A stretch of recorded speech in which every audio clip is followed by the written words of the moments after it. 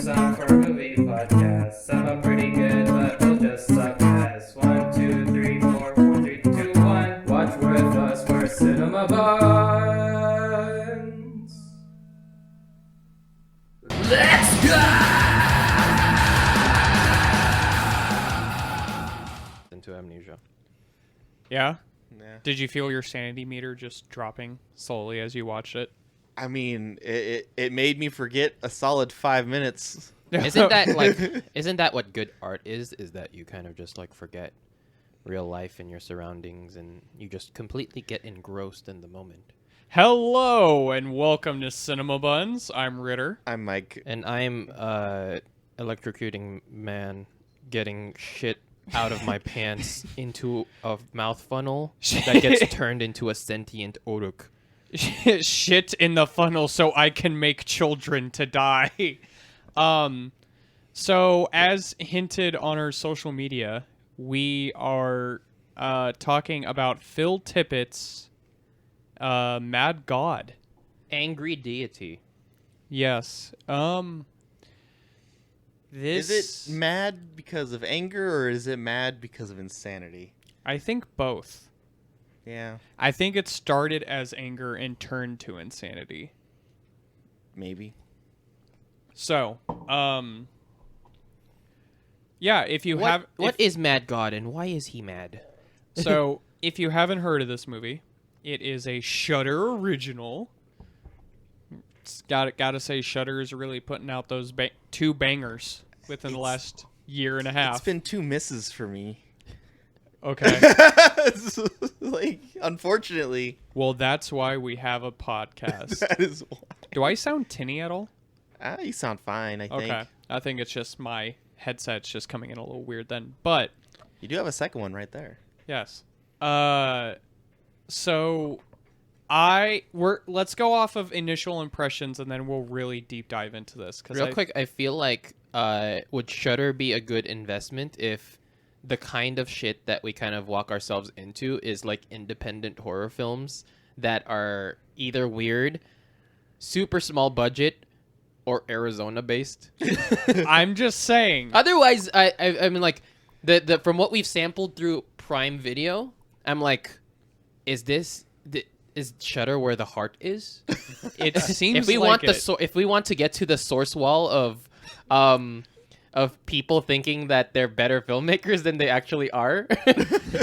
You know what? Hi, welcome to the secret Shudder streaming service review. God. Which we haven't used. No, I mean, based on what I've seen, I feel like Shudder has the more, how can I say, genuine attempts compared to Prime.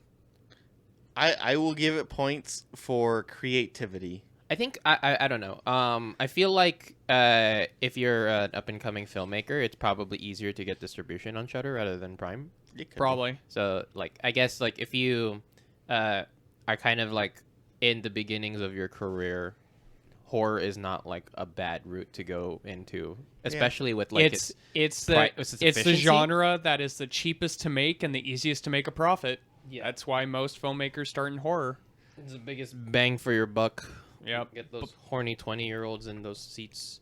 But okay. Get those Redbox rentals. So Nice. I think we need to do this in reverse because this movie is such a trip that.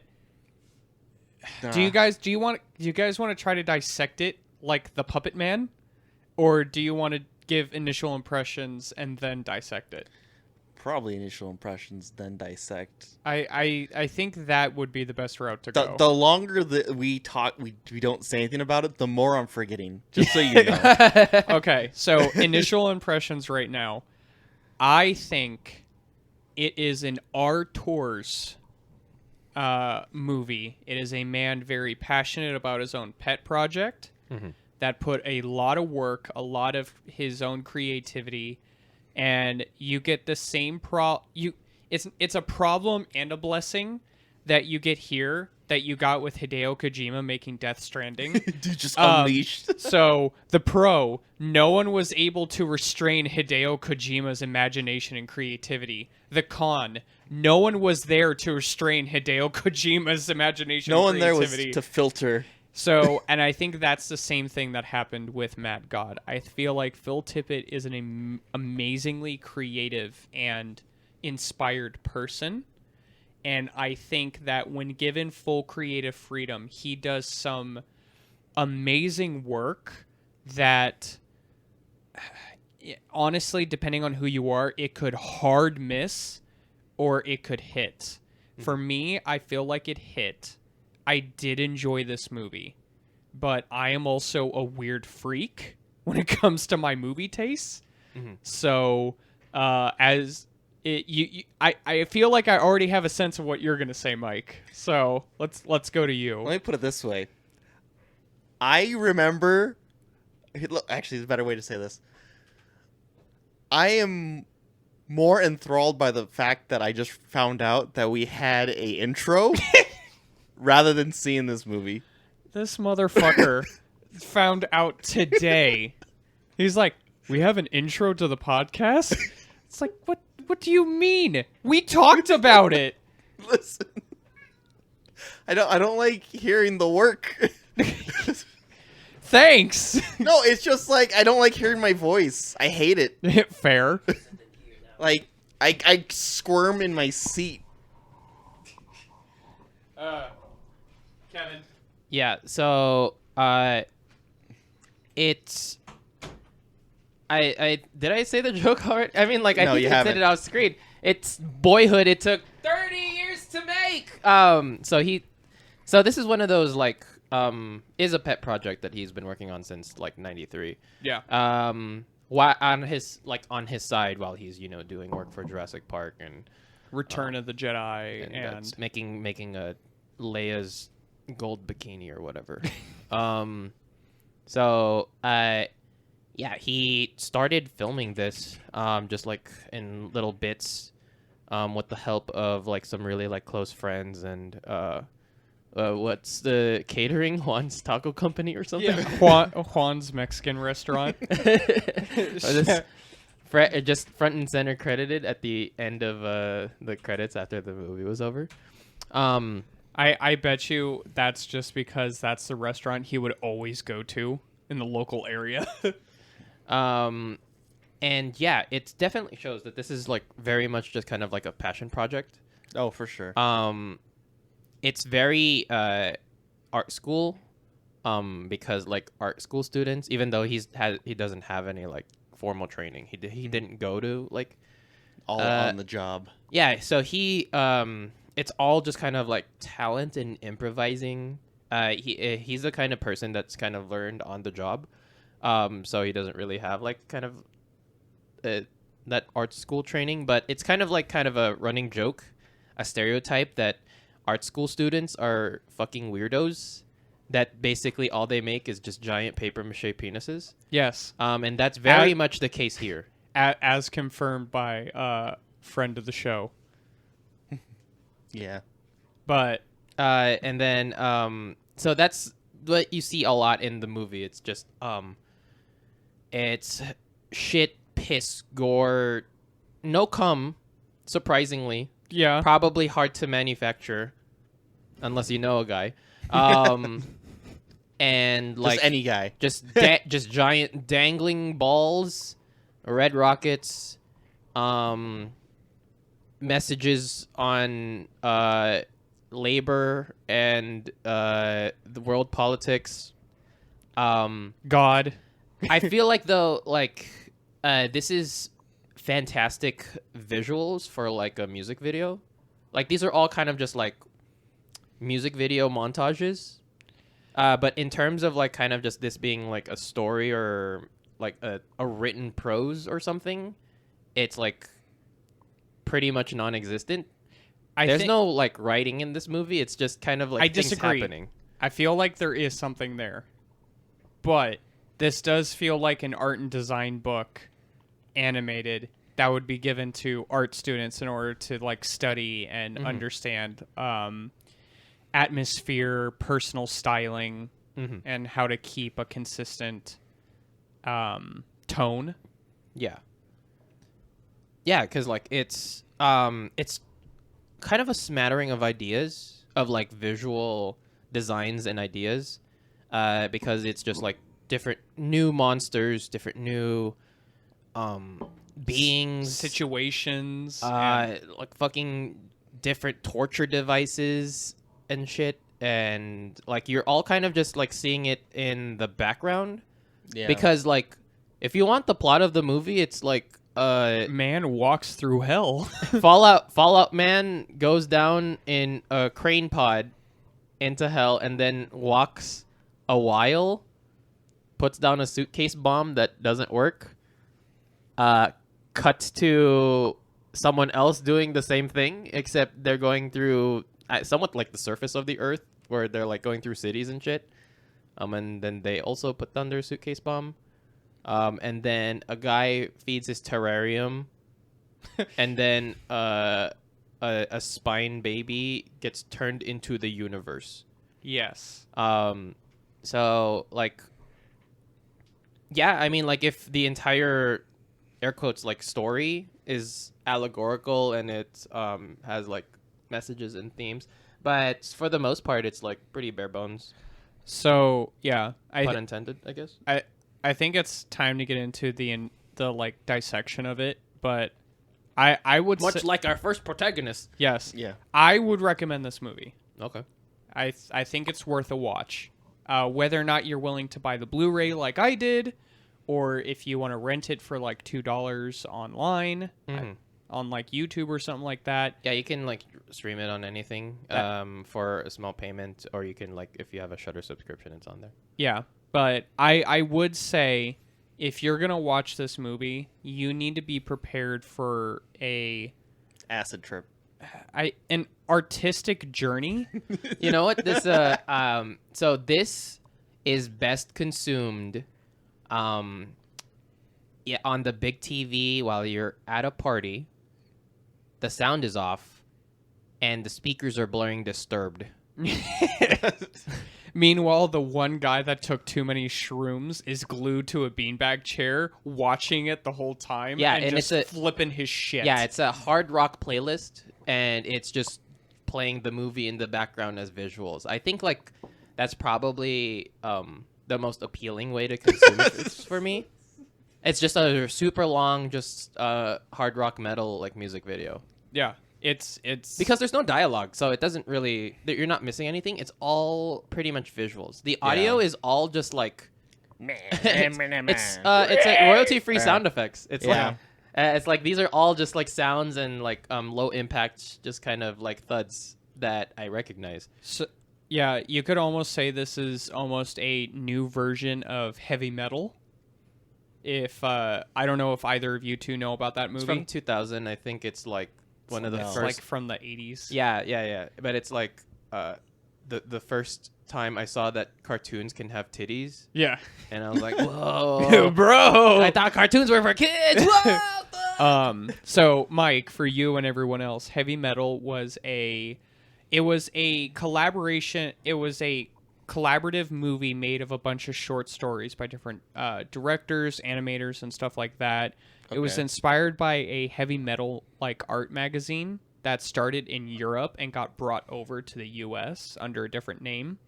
It's actually a very interesting movie, and Mad God reminds me of it because in researching this movie, it actually got released in multiple parts on Shudder. So there's Mad God Part 1, 2, and 3. Yeah. And Which kind of makes sense because it is kind of like Broken up into 3 parts. not an anthology, but it is kind of just like, you know, we don't really have. there are 3 acts. Yeah. We kind of have a protagonist because it's like, you know, the protagonist that we're following eventually like gets captured, and then the baby Dealt with. the baby he gets followed. The camera follows them around for a bit, I guess. Yeah. But it's, and I think when it got released last year, it was done as like, hey, this is the first like all the parts collaborated into one full length thing. We listened to a bit of the commentary for it, which Phil did it with Guillermo del Toro, and Phil was talking about how like you say that like Hideo Kojima didn't have anyone to stop him, and like no one had anyone to stop Phil Tippett. Someone stopped Phil Tippett from like making up more scenes and imagery. So he had to like stop the like movie there at like the ending that we got. And like Guillermo was like kind of praising it for its kind of like its symmetry and its finality too. Because like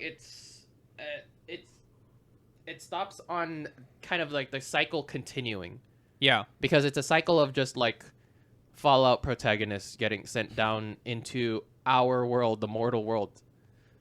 Yeah, it's... So, I guess let's Did we talk about the Tower of God? No, we Tower? haven't started dissecting it. Yeah, I no, hate so- that anime, you know? So, yeah, it opens up with a extremely prominent reference to the Tower of Babel from the Bible, and also the literal Babel. scripture from Leviticus talking about it. And this is where so like during the entire movie, I am watching this intently going, Phil, I know there's a through line. I am trying to see it. Have me see it. And then as soon as credits rolled, I felt like two wires crossed each other, and I'm like, I get it. I understand what this movie is. You should explain it then, because Okay. So here is my interpretation of this movie. So we start with the Tower of Babel, which specifically talks about how man tried to build themselves up to be equal with God. And God punished man by destroying the tower and separating man by giving us different languages and stuff like that. It's supposed to be God's ultimate punishment for our hubris. And I think throughout the movie, it is showing through Fallout Man, also known as the Assassin, going through different like war zones, just like areas of extreme cruelty and torture and just like fucking hell machines and Yeah, it's kinda, shit harvesters. it's like a bit of ingenuity also, because like it's all the first like kind of just like half of the movie is like a factory. And it's all like a never-ending cycle with itself. Yeah. And I think him walking through that is supposed to represent the different iterations of man and the different like falls, fallacies, and like sins we've committed to ourselves and have subjugated ourselves to. And every time the assassin gets down to place the briefcase bomb, because in the scene he gets to an area which is just filled with a bunch of briefcases, basically signaling this is not the first time this has been done and is not going to be the last. And he sets the timer, he gets killed by a creature, and the timer counts down, and right before it goes off... Well, he gets captured by a creature. Yeah, that's what I'm saying. He gets grabbed by a creature, but as the timer counts down, it doesn't actually go off, so it's another failed attempt. And he gets taken off. There's like a show of a surgery where they take the spine baby, and then the nurse whisks it away and gives it to the plague mother, is what I'll call her. Plague doctor. Yeah, it's a plague doctor motif, seems to be female. And then she whisks him, and then we keep getting introduced to like another assassin character doing the same thing. And Well, it's like we see the dude just kind of hanging out there with these long fingernails. yeah, but like we cut to our like second protagonist because we're watching it on like a CRT that's connected to the brain of the first protagonist. yes, Which, Yeah. like, initially I was like, are these memories of a previous mission, or like, of something is else. this happening currently? And because they have a hive mind, he can see another messenger of God trying to plant a bomb for the counter-terrorist. I don't know. So the spine baby gets taken. It gets converted into world dust, thrown into like the light. A big bang happens, and you see like society get built up, get destroyed, more war, more like famine, and then Aliens. and then it gets reset back to the long finger man you talked about, sending down another assassin. And it's And what's interesting is that in the synopsis, it specifically says the assassin descends from the heavens, and like imagery that we see when the long-haired man gives a map to the next guy.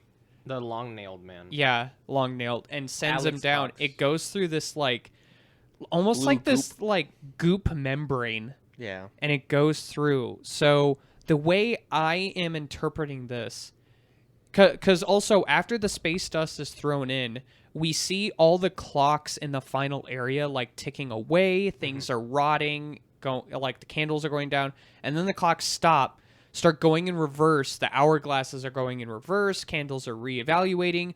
It basically rewinds the whole movie up until the part that the long-nailed man sends down the assassin. So, one, this movie is told out of sequence. And two, I think this movie is told in iterations. So I think this entire world is caught in a constant cycle of birth, destruction, and rebirth. And I think it's supposed to represent God.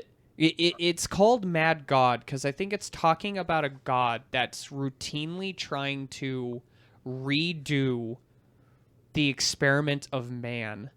And every time man's hubris gets to the point that God has to destroy it. But he fails. He fails when he recreates it and it doesn't go the way he wants. So he has to destroy it and start again. And what's the definition of insanity? Doing the same thing over and over and expecting a different result. I'm deep in what is 12. Yeah, I bet like if he's like just trying if this god creature is just trying to like destroy everything, they are sending down just like singular I don't know, like angels or so. Yeah. With just like kind of just ineffectual suitcase bombs, but like it doesn't work. So there's But you're saying like it just kind of like the entire world like destroys and then like he rebuilds it, but like he never actually like, That's what I'm destroys saying. it. He But never the thing destroys is that when he threw the space dust, we saw the two children anarchists set a bomb, and it did go off. Yeah, And you see the world is destroyed through nukes, war, and stuff like that. yeah. So what if it's But not that's just that universe gets destroyed, not like that. that universe? But what if it's a universe constantly being remade and attempted? So I wonder if the suitcase bomb... Well, actually, yeah, because like you see in that kind of like that sequence, they're just giant like silver bars flying through space, which is similar to the one that we first saw that hit the planet and then it turned into a civilization and then did itself. So it's like self-perpetuating, unless this is like the point, because like you during the surgery, one of the fallen angels is seen to have like gold and pearls and shit. books. Yeah. And like so information, money, and then stuff inside them, and it's like our jobs as like mortals to, I don't know, accept it as payment or whatever. But also there is like, I don't know, you could call it the essence of life. You have the spine baby that's eventually brought out. And then, so is this like kind of in cooperation with God? Like this is the business that we have, is that he sends us failed assassins? Because like, so actually like I'm Are kind the of thinking bombs that duds? the bombs are duds because they don't ever finish their timer. Yeah. And it's up to us to actually like capture them, grab what's inside of their bodies, take the spine babies, turn them into gold bars, and then grind them to dust in a porter and messel, and then blow them out into the life's furnace. To, I don't know, just do it again, and then like the cycle continues as more assassins get brought down. Now Is that what's like happening in the world of this movie? maybe is the assassin supposed to be an allegory for Jesus? Could be. Because think about it. God sent down his only son, and we killed him. But that was the point. It was to absolve us of our sins. And what if us giving the spine baby to God to put in the life furnace is us trying to make up for our sins? By creating a new life, isn't that kind of like that's like blasphemous in like traditional religious Is it though? mythology? Because like we're not the ones we're not creating- allowed. Yeah, we're not allowed to create life. We're giving it to God though. Are we Because giving it to? because the Plague Mother, I think, was the figure that shows up at the top of the Tower of Babel at the very beginning of the movie. Mm.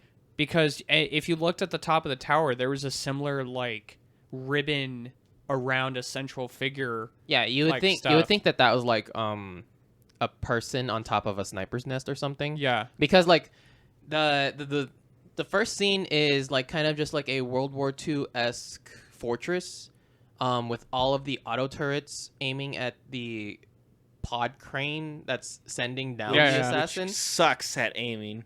I mean, like it's hard to. It's nighttime. Okay, Mister. They're Mr. auto turrets and they're missing. What's your KD? arrow. What's your KD? What's your? Coconut margaritas don't count.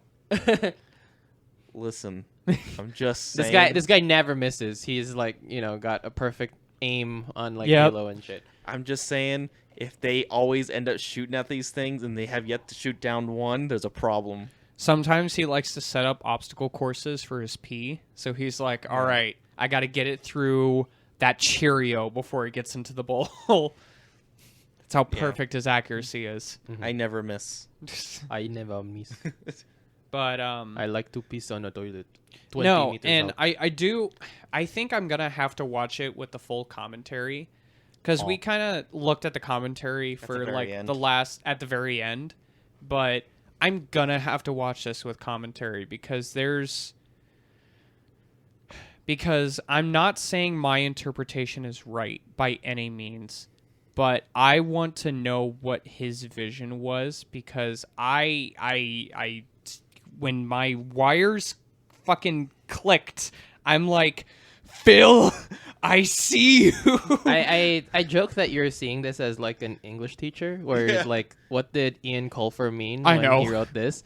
But like in actuality, he was like probably like, I'm gonna write about an Irish 10-year-old boy who's really good at solving crimes and fucking over fairies. Yeah. Like with no real, like no real. There was no interpreta- deeper. He just wanted to make some cool ass shit. He wanted to draw people stabbing themselves and shitting into mouths and like You are giant. you are ruining my cool shit by trying to put meaning behind it. Exactly, because it's like he strikes me as the kind of guy that likes the tactile feel of like making the puppets and effects. Like he likes the process of making it. By the way, I do actually, because we've been like trying to dissect the plot of this movie. That was the plot. The actual production of this movie is gorgeous Yeah, and very well made. yeah, Very grimy, gross, flaccid, and hard sometimes. and Yeah. hard sometimes. Yeah, you have it's a little bit refreshing because whenever like crazy artists and designers go all out and design like monsters and shit, they draw just giant titties and like nude atrocities and whatever, and it's refreshing to see just giant ball sacks on like bipedal middle management monsters. that just shit over, like literally shit on people. There are literal so like There's one scene where a Minotaur is getting a tug job from like three. There's a naked women with bird heads. There's a like a copper statue with like female features like titties, and she's just like slapping her meat curtains, grabbing her titties, and it's like, yeah, art students. Art. It's There's a woman like getting stabbed in the chest. Well, it's like it's a silhouette. It's a silhouette. Yeah, Yeah, it's a woman getting stabbed in the chest, making moaning sounds as if it was like sex. This is a try not to get hard challenge, hard mode. What was funny is difficulty easy. Kevin was making a joke about as the assassin was falling down these holes, and he was like, "Careful!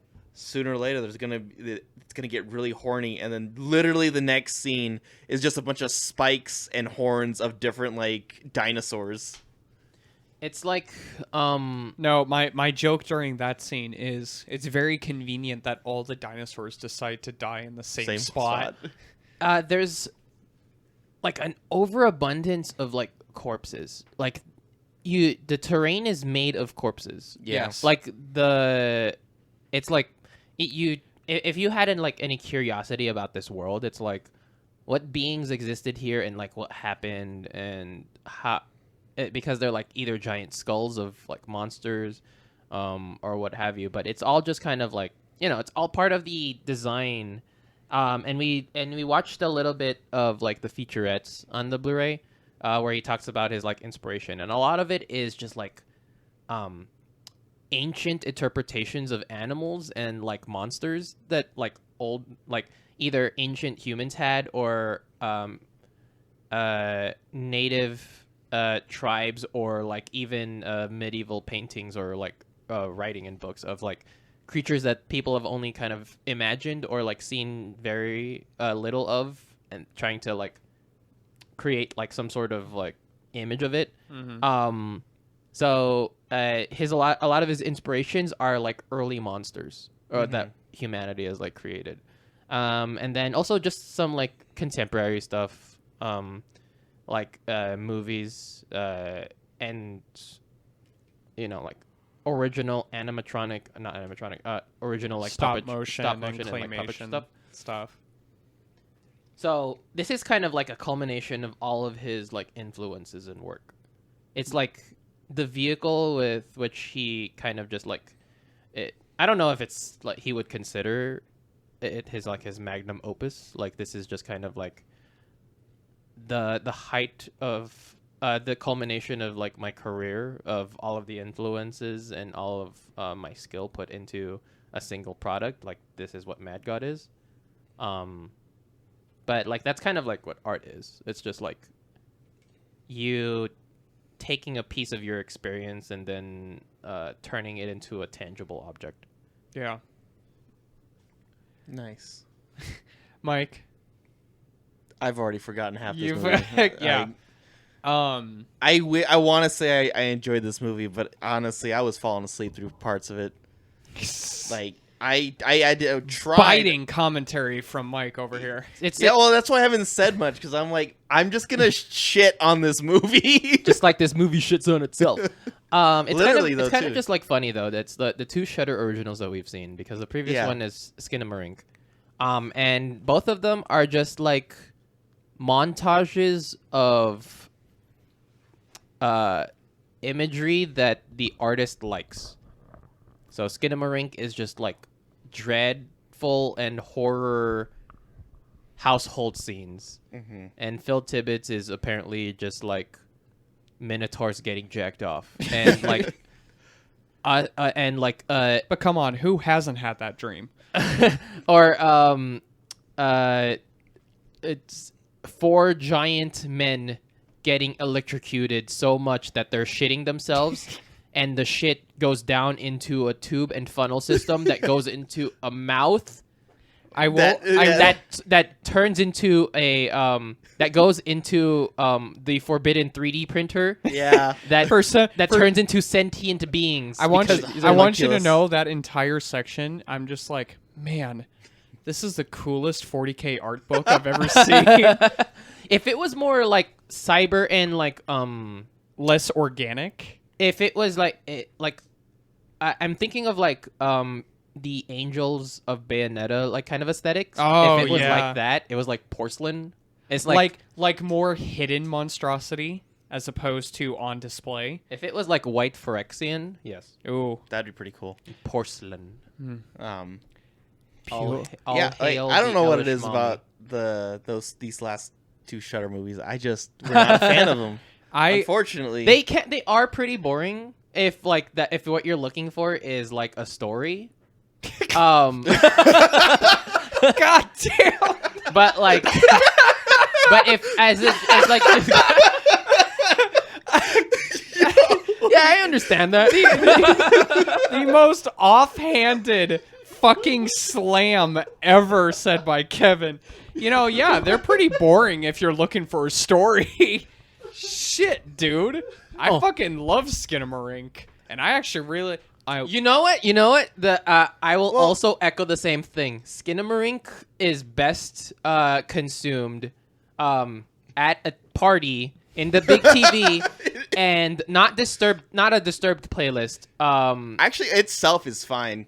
If in that sense, I feel like... No. What, like the movie on loop in the background? No. Skinamarink, but over the speakers, it's ASMR. YouTubers. I was gonna say like kind of just like thumping electronic music or something. I guess. No, the thing about these movies, right? It's like all atmosphere. It's all very atmosphere all imagery. atmosphere, and it's pulling from information I don't have.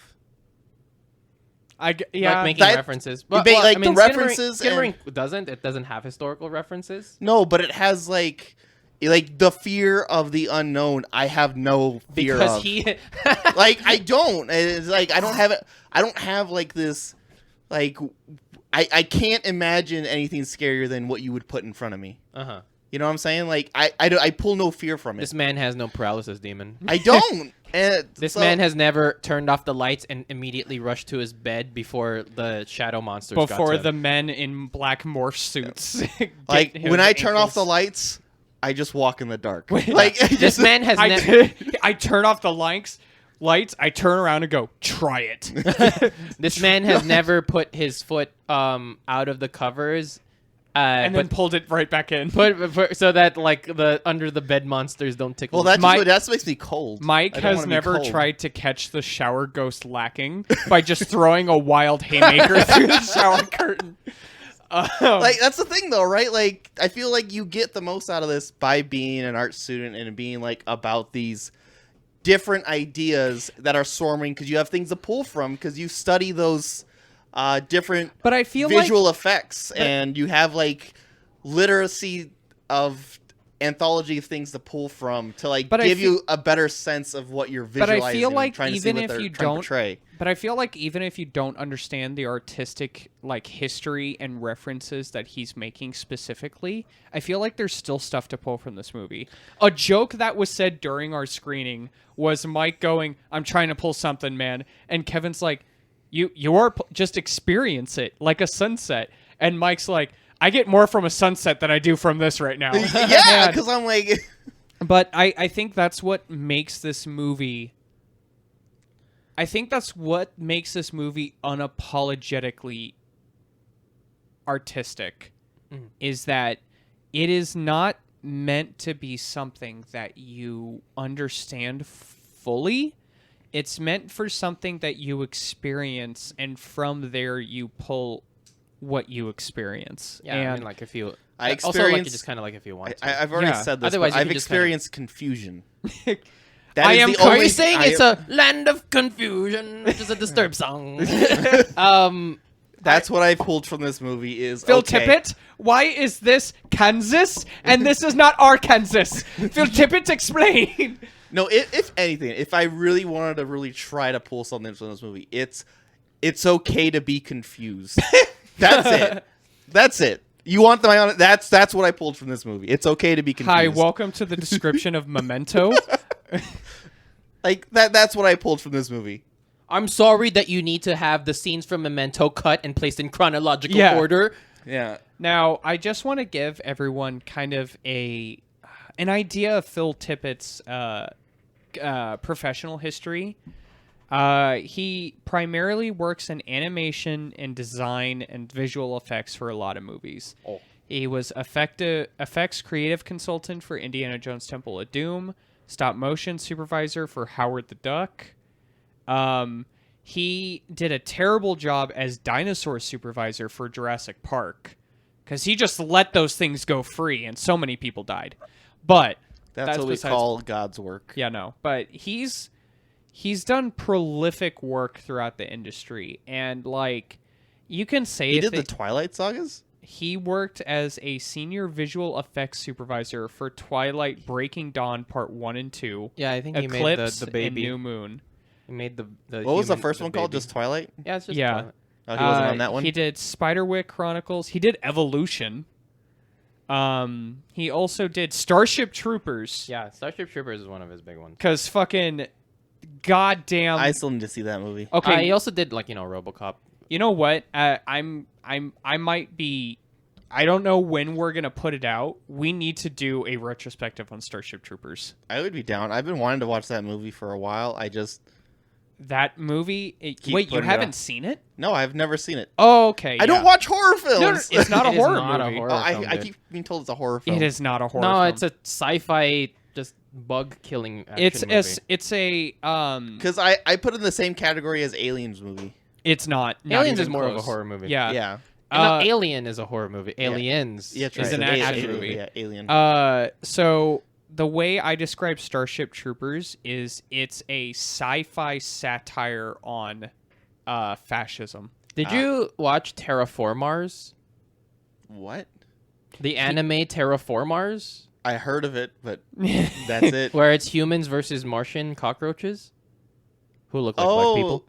I was thinking about a completely different movie. It's not a but I movie, have- it's an anime. It's also a movie. You're lying. No, look it No, up. they It's made a movie. live action. They made a live action movie. Like an American one?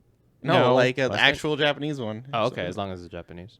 Yeah. Dude, I'll tell you, most of the live action movies are made by Japanese studios. I don't know. The One Piece one is coming out. Apparently, it's already out. Yeah. The Netflix series? Yeah, no, Yeah. it's been out. Oh, so you know about it, Kevin? I have not watched it, and frankly, I'm not a big fan of One Piece to begin with, so I probably still won't watch And we lost no fans. it. Thank you, Mike. You son of a bitch. Fuck you. But no, yeah, I think Shudder. So based off what we've seen between Skinamarink and Mad God, I think Shudder is a great place for beginning directors and writers and stuff to get something going. The trailers I saw for the other Shudder things looked more interesting, I will say. It just kind of reminds me of Actually, independent horror that's films. wrong, because the Mad Dog trailers were really interesting. Yeah. So I was interested to watch Mad Dog, But then that- unfortunately, Mad God. Wait, what? Mad God. Okay. So, but Dog, like, that's dog the, Machina. Dog Machina. God is just dog backwards. Deus Dog Machina. but like that's kind of like the best form of Mad God, right? It's a short kind of like highlighty, montagey like form in like just a 2-minute trailer thing. Yeah. Which is why I say it's like just a really long music video. Yeah, I With no think music. any attempt to make this movie anything more than it is right now would be to ignore the point of the film and ruin what it is. It's okay to be confused. Is- I'm gonna stick So with that. like you know, this would make a great source of an AMV.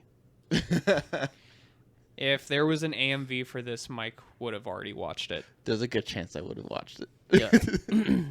But I do very much see Metallica playing in the background as they just show different parts of it. Or Iron Maiden. I could see some Iron Maiden. There was a couple horror films that looked interesting on Shudder. Yeah. There was this melted clown face looking dude that was Oh, yeah. upside down. That was interesting. Another one was something about a woman being stabbed in the appendix.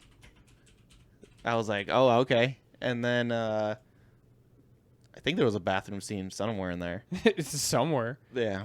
Psycho Gorman is a Shudder movie? There's no way. That was fun. Psycho Gorman is a great movie. We actually did an episode on it, didn't we? Mike didn't watch it. I didn't watch it. Oh, that's right. I kind of just bought it. No, because I wanted you to watch Psycho Gorman with me. Yeah. It's the same as you guys were talking about that other gory movie, Crimes of Time. Crimes of the Oh, Future. Crimes of the Future. Crimes of time. Time's a crime. Oh, man. Crimes of the Future. Great. Watch Great. it with parents. Uh, Watch it with kids. God. Watch it with a Lord be of the careful Rings fan. not to spill. Okay. Man, no, the puppet work is so good in this movie. And it's so I came in kind of just like thinking that it was going to be all stop motion, but it's uses stop motion as like an effect. It doesn't. Yeah. It's not all stop motion. It's actors. The actors did really good it's, with their it's just shakiness. a lot of it's like backgrounds and like figures and monsters that are like kind of stop motions and puppetry. It's whatever means you can use to kind of just create the effect and imagery that you want. There were some very interesting parts where he was trying to go for a more like nightmarish tone, where the human actors mimicked almost the frame rate and movements as if they were stop motion. Yeah, that was pretty cool. That was neat. And then during the more quote unquote peaceful moments, like the human people moved like humans. Mm-hmm. The terrariums were pretty cool. They were the most colorful part of this whole movie. It was just a guy feeding his pets Yeah. with another live animal. I did want to mention that this is a movie that could very easily suffer from kind of the 2010s Xbox 360 shooter curse of everything is brown and gray. Heck yeah. Those are the only colors we'll put in here. Hey, there's some red in there. But this movie has a lot of vivid like color saturation and color use. Yeah, and it's like it has a white palette. Yeah, it's very like, I mean, like we said, it's mostly a visual movie, but it's very visually stimulating. Like, yeah, there's like the big Marvel buildings that you see in the beginning are really cool. while watching it, I never got bored. Yeah. that may, yeah. Okay, Mike, you didn't, but I was just watching and I'm like, oh my god, I want to see more. Show me what's around that corner. Can we get the Minotaur getting a hand job out of the way? I want to see what's down the alley. This is God. There's a lot. I think that's one of the scenes I fell asleep at. Literally, there was a lot of shit in this movie. There was a giant bald poop monster. Not poop monster. There was a guy. Yeah, there's a giant balls, has an asshole that was just shitting. And then homunculus would like clean his butthole. Yeah, and then just like eat a little bit out of it, and then you just like spray him away. Yeah. And I'm like, this, yep, art. I did like looking over at Kevin and just seeing And just see him lick his lips. just God, see I him- wish that were me. God, you lucky son of a bitch. We got giant Titan monkeys with like electric diodes on their heads. You know, fighting each other with shovels. Eventually, they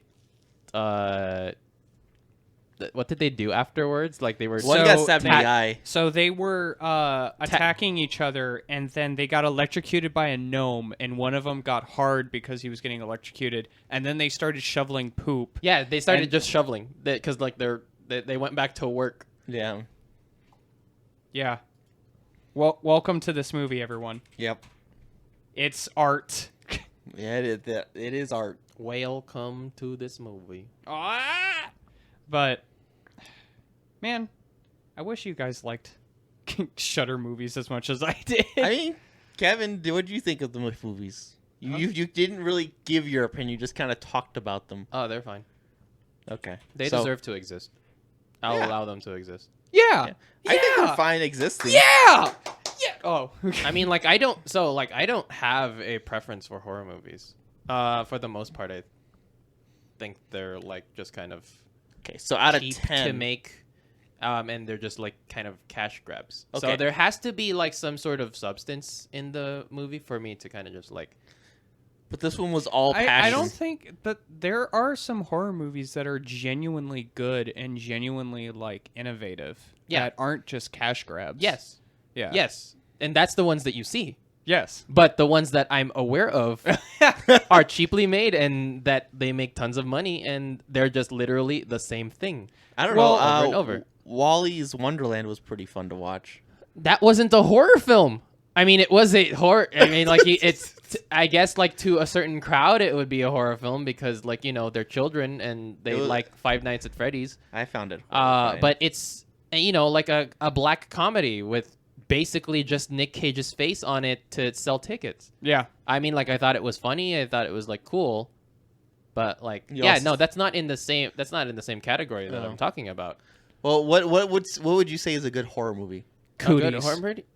I don't know, like Alien or Silence of the Lambs. Man, those that you like went Nightmare back to the 90s. Nightmare on Elm Street, Friday the 13th. Okay. Are you looking for more modern? I would say modern because I haven't seen any of the movies you guys just said. So I both of the Candylands have been good. Or not Candylands. Candyman. I saw the newest Candyman. Didn't like it. Jordan Peele stuff. Oh, Trick or Treat. Didn't see it. Well, I will make you watch. Oh, Slither.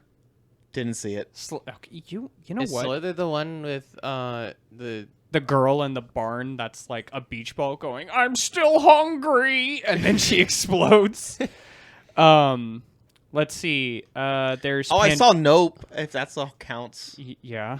There we There's go. 28 weeks later, 28 days later. I like Mist. Mist is good. Pandorum, that one's pretty good.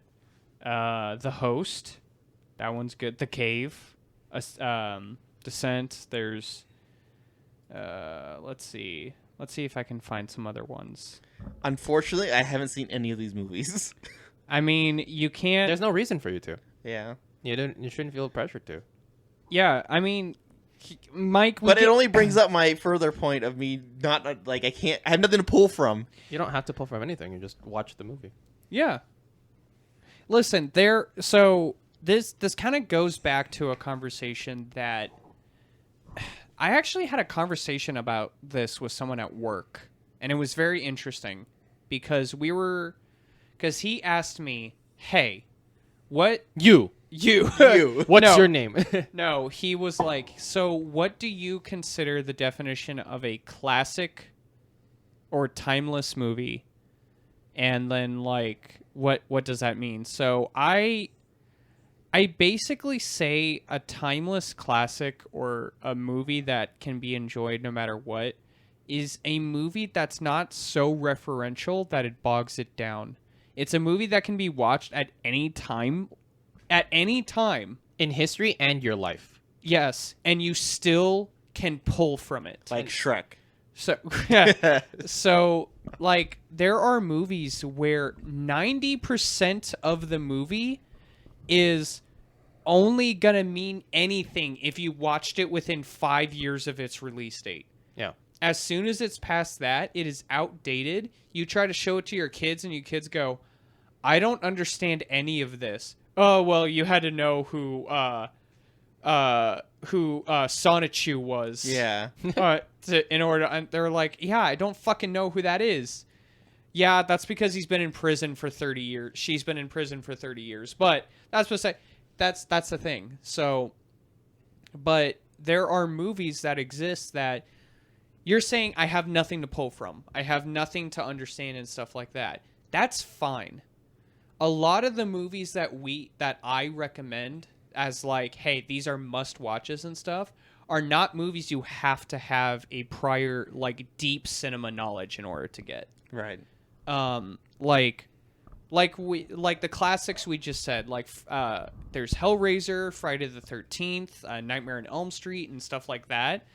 They're classics because there are so many derivatives and iterations of what they established. So they like set a cornerstone for a whole segment of movies. But they exist in a world where no matter where in your life or what time you watch them, it is still a good movie. Granted, it is going to be dated because some kids might be like, why don't they just use their cell phones to call for help? And cell phones didn't exist when the movie was made. But I mean, stuff like that is not it. That's not the point of it being timeless. Nice. Yeah. But so like Star Wars kind of, because it exists in a kind of like sci-fi world, but at the same time, in the past, you can watch it at any point in history. Mm-hmm. Like you could have watched it in 77, or you could watch it in like 2005. A New Hope, specific. Like if you want to just like choose one as an example, if you just watch New Hope in like 2005 or originally in 1977 or 30 years from now, there is nothing you need to know beforehand. Mm-hmm. And it's just a great movie. It's just like a timeless classic. What about 7, 8, 9?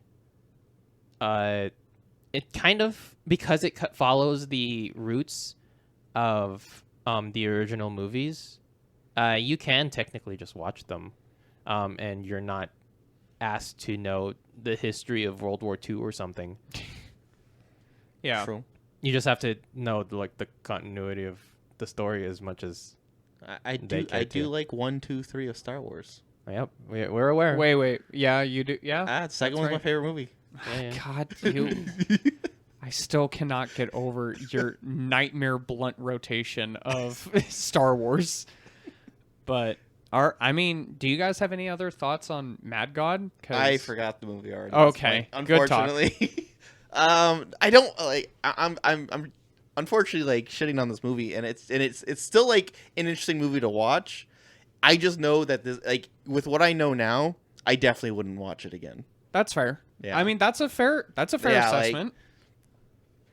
But I mean that's just me. Like I can see where you can like, you know, I see you getting a lot out of this movie, and I think that's great. And I think Mike, people who are interested in that movie should definitely go watch it. Mike, why do you sound like my mom when I go to show her a cool YouTube video and she's like, "Oh, did you like it?" I'm like, "Yeah, it's great." She's like, I understand "That's great." I understand why you like it. Yeah. You sound like my. You're showing a funny video to the boys, and you're like, "There's no one laughing. Why are they not laughing?" Listen, when I send you guys videos, I send it because I think it's funny, and I want you guys to either reel in pain and wonder why I sent you this movie or this show. And I'm like, video. I have seen this video in Oh its my original God. form Okay. already. Outside of Instagram. Hold on, if we're bringing this up, fucking Mike, you are I like. know I'm behind. You are like my dad. You send me videos that I've seen 30 times in multiple first time different I've seen 'em. versions.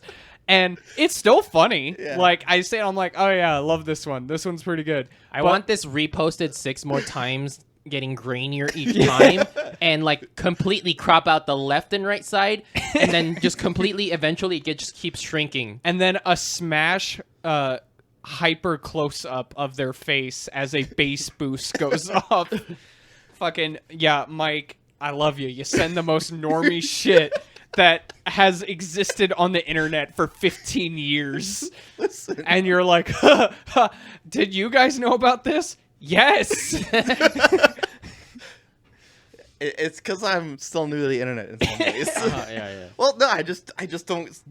I don't go down the rabbit holes like you do. I see the rabbit hole, and I'm like, It's not a cool. rabbit hole if it's on the front page. But no. Well, if you guys seen them way previously, that means you guys went somewhere to watch them. I mean, I guess that's true of everything. Yeah. But Kevin, final thoughts. This is I mean, like, you can watch it if you're a fan of Phil Tippett and like the kind of like imagery that's in this movie. It's like if you out of just like kind of morbid curiosity. Mm-hmm. Oh, do not show this movie to your kids. No. Yeah, it would be weird if you did. Yeah. A little bit. But yeah, I mean, like, I don't have an inclination to like watch it again for a reason, because like I got what I want out of it, Yeah. That's fair. which is just like to just experience it once. I mean, it's not like there were like, oh, there are hype moments I want to just rewatch. There isn't Dude, a story that I'm engrossed in. I need to look up the most epic Mad God moments, part 4 on YouTube. Top 5 this is one of the top 3 fight scenes that's in this movie. And it's just the electrified shitting people. Yeah. But yeah. Or the orangutan reaching out his hand. Please help me. On the surgery table, which is like one of the first scenes. Like looks like that he filmed. Yes, it was. Yep. But yeah, I don't have regrets. Yeah. Yeah. As you've already heard my take, I think it's worth a watch, but just be aware of how you watch it and understand it's a very singular movie. There's not another movie like it, and I think you need to go in with the expectation that it will either hard miss or it will hit. So if you're planning to watch it, just be aware of how you're watching it so that way you can mitigate either your disappointment or how it affects your wallet. I think this is the second most divisive movie we had on this podcast. What was the first? Matrix and Spider-Man. Oh, yeah, you motherfucker. Ah, shit. Well, thanks That's for why joining I said us. second. You can find us at Twitter at Buns Cinema. You can also find us on Blue Sky at Cinema Buns. If you want to help support the Patreon, we're going to be putting on some content there here in the near future at patreon.com/cinemabuns. Really helps support the podcast. And with that, I'm Ritter. I'm Mike. And I am a poop monster. Bye. Clocking into work. Music to song for a movie podcast. Some are pretty good, but we'll just suck ass. 1, 2, 3, 4, 4, 3, 2, 1. Watch with us, we're Cinema Buns.